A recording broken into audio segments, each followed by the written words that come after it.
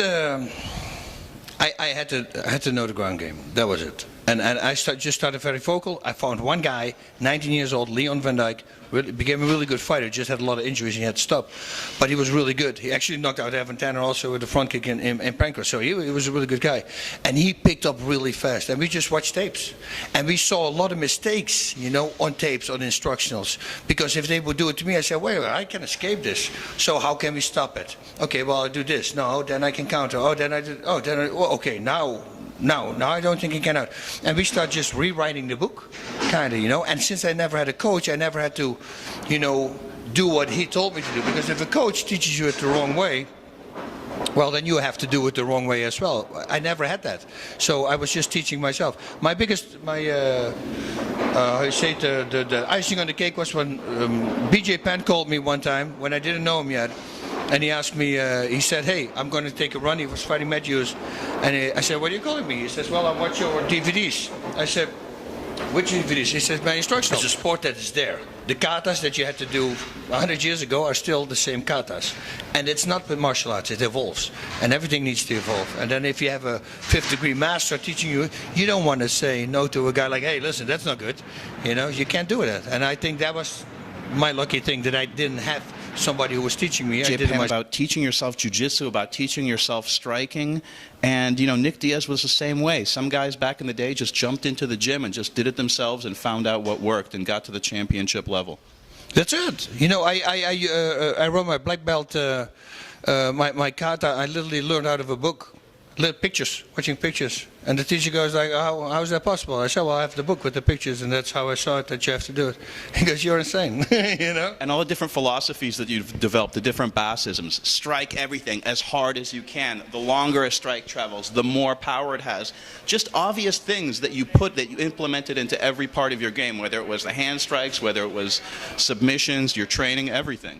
It's just thinking about it. A lot of people don't do that. A lot of people know what a submission looks like, but they don't know how it works.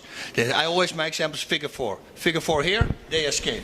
See, because my elbow can go up. Americano. Yeah, but if you bring my hand down, and now the elbow up, see, now I get a tap. Here they escape, here they don't.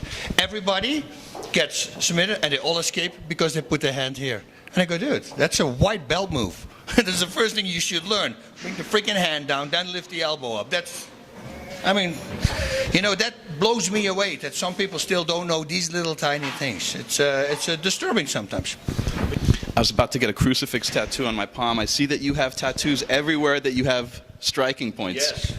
Yeah, I always did that. And the people say, oh, what does it mean? Like, kill you or this? And no, it's the opposite. It is for power and it's for relaxation.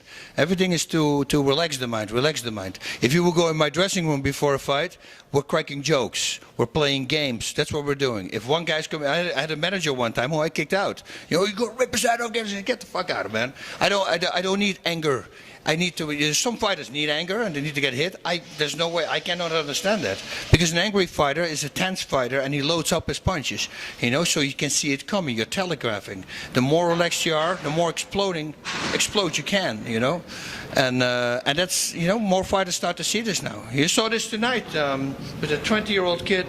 It was Hansen versus the other guy. The other guy was so relaxed, and he was just picking his shots. It was insane. He was super calm. He's 20 years old. You see, that's the new breed of fighters. You know, it's so true because when you first get to be a fighter, when you first knocking people out, the first 5 or so guys I caught with a liver shot, I was flexing with all my might. And then after a while, you learn you're going to gas out. You're not going to make it to the later rounds if you're choking up and pushing on everything. You got to have fun.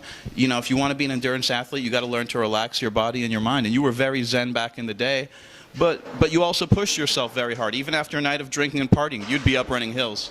I was always training. You know, I could be drunk, you know, but listen, in Japan I couldn't sleep at night. Nighttime is daytime when you come from Holland. So I would simply, I would go out and drink a few beers. That would relax me and then I could fall asleep.